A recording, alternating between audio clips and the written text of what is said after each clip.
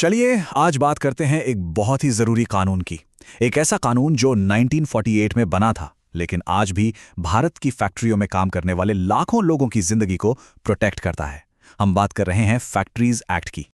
तो कभी सोचा है कि एक फैक्ट्री के अंदर मशीनों और काम के शोर के बीच वर्कर्स की सेफ्टी और उनके हक की रक्षा असल में करता कौन है? जवाब कोई एक इंसान नहीं है, बल्कि ये है नियमों की एक पूरी किताब, एक तरह का सेफ्टी शील्ड, जिसे हम द फैक्ट्रीज एक्ट 1948 कहते हैं।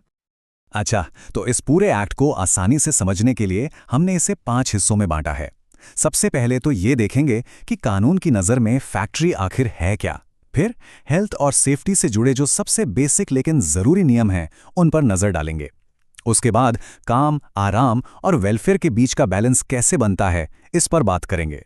और हाँ, महिलाओं और नौजवानों जैसे ग्रुप्स के लिए क्या खास प्रोटेक्शन है, ये भी जानेंगे। और आखिर में देखेंगे कि आज भी ये कानून इतना ज़रूरी क्यों है। तो चलिए सबसे पहले और सबसे बेसिक सवाल से शुरू करते हैं। भाई, कोई भी नियम कानून समझने से पहले ये तो जानना पड़ेगा ना कि वो लागू कहाँ होता है, किसके लिए बना है। तो कानून की भाषा में यानी सेक्शन 2M के हिसाब से फैक्ट्री मतलब कोई भी ऐसी जगह जहां मैन्युफैक्चरिंग प्रोसेस चल रहा हो। अब ये मैन्युफैक्चरिंग प्रोसेस शब्द सुनने में भारी लगता है, पर इसका मतलब बहुत सीधा है। कुछ भी बनाना, बदलना, रिपेयर करना, सजाना, अरे यहां तक कि किसी चीज को पैक करना भी इसी में आता है। तो इसका दायरा काफी बड़ा है। और मजे की बात यह है कि कोई जगह फैक्ट्री कहलाएगी या नहीं, ये एक सिंपल से मैथ पर टिका है। देखिए, अगर उस जगह पर काम करने में पावर यानी बिजली का इस्तेमाल हो रहा है, तो बस 10 या उससे ज्यादा वर्कर होने पर ही ये एक्ट लागू हो जाएगा। और अगर काम बिना बिजली के हो रहा है, तो ये लिमिट बढ़कर 20 वर्कर्स की हो जाती है। ठीक है, नियम तो बन गए, पर इनको फॉलो करवाने की जिम्मेदारी आखिर किसकी है? इसके लिए कानून एक शब्द इस्तेमाल करता है, ऑक्यूपायर। सेक्शन 2N कहता है कि ये वो इंसान है जिसका फैक्ट्री के मामलों पर अल्टीमेट कंट्रोल होता है, मतलब जिसकी आखिरी चलती है। ज्यादातर मामलों में ये कंपनी का कोई डायरेक्टर ही होता है। चलिए, अब इस कानून के दिल पर आते हैं, मतलब वो नियम जो इसकी असली नींव हैं। ये वो रूल्स हैं जिन्हें बनाया ही इसलिए गया है ताकि वर्कर्स को काम की जगह पर होने वाली बीमारियों और चोटों से बचाया जा सके। इसका जो चैप्टर 3 है ना, वो हेल्थ के लिए कुछ बहुत ही बेसिक पर बहुत ही जरूरी स्टैंडर्ड सेट करता है, जैसे रोजाना साफ सफाई, ताजी हवा के लिए प्रॉपर वेंटिलेशन, काम करने के लिए अच्छी लाइटिंग, पीने का साफ पानी और यहां तक कि साफ सुथरे थूकदान भी। सुनने में ये छोटी छोटी बातें लगती हैं ना, पर असल में यही चीजें एक हेल्दी और रिस्पेक्टफुल वर्कप्लेस बनाती हैं और बीमारियों को फैलने से रोकती हैं। ये कानून सिर्फ साफ सफाई की बात नहीं करता, बल्कि वर्कर्स को सांस लेने की जगह भी देता है। मतलब सेक्शन 16 भीड़ भाड़ को रोकने के लिए एक सीधा सा नियम बताता है। हर एक वर्कर के लिए कम से कम 9.9 क्यूबिक मीटर की जगह होनी ही चाहिए। इससे ये पक्का होता है कि काम करने का माहौल घुटन भरा ना हो, खुला खुला रहे। अब आते हैं सेफ्टी पर। और जब बात सेफ्टी की होती है, तो ये एक्ट एक मामले में बिल्कुल क्लियर है, जीरो कॉम्प्रोमाइज। सेक्शन 21 सीधे सीधे कहता है, हर खतरनाक मशीन के चारों तरफ सेफ फेंसिंग यानी घेराबंदी होनी ही चाहिए। बस बात खत्म। और ये कोई हवा हवाई बात नहीं है। कानून में साफ साफ लिखा है कि किन चीजों की फेंसिंग जरूरी है, जैसे कि प्राइम मूवर के घूमने वाले पार्ट्स, बड़े बड़े फ्लाईव्हील्स और ट्रांसमिशन मशीनरी। मकसद एकदम साफ है, किसी भी तरह की लापरवाही की गुंजाइश खत्म करना ताकि एक्सीडेंट्स को टाला जा सके। अच्छा, फिजिकल सेफ्टी तो हो गई, पर यह कानून सिर्फ शरीर की चोट से नहीं बचाता। ये वर्कर्स की मेंटल और सोशल वेलबींग का भी ध्यान रखता है। मतलब ये पक्का करता है कि काम की जगह सिर्फ सेफ ही ना हो, बल्कि इंसानों के रहने लायक भी हो।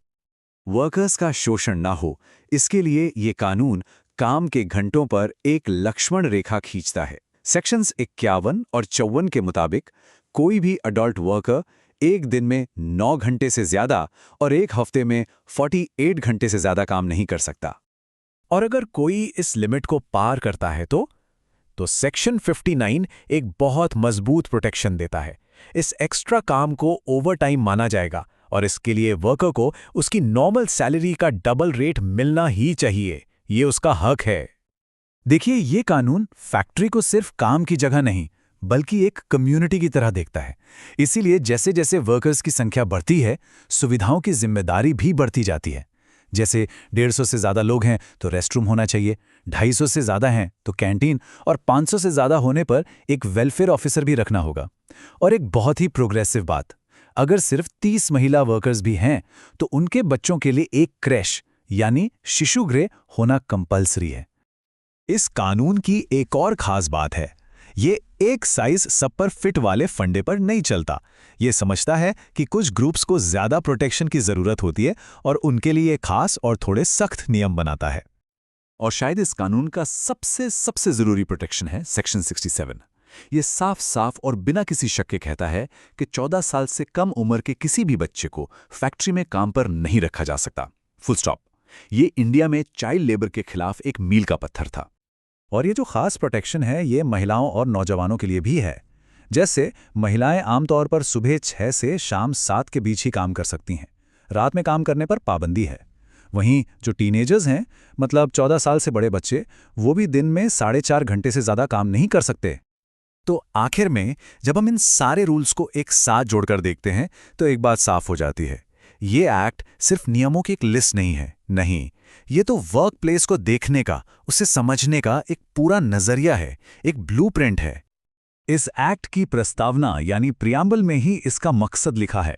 वो कहती हैं, कारखानों में श्रम को विनियमित करने वाले कानून को समेकित और संशोधित करने के लिए एक अधिनियम। सीधे शब्दों में कहें तो इसका मतलब था, जो भी पुराने बिखरे हुए कानून थे उन सबको एक जगह लाकर और भी मजबूत बनाना। यही इसकी हिस्टोरिकल इंपॉर्टेंस है। तो ये सब हमें एक बड़े सवाल पर लाके छोड़ देता है। 70 साल से भी ज्यादा पुरानी ये रूल बुक आज की मॉडर्न और इतनी तेजी से बदलती फैक्ट्रियों में वर्कर्स के हक और मैनेजमेंट की जिम्मेदारियों को आज भी कैसे शेप दे रही है? ये एक सोचने वाली बात है।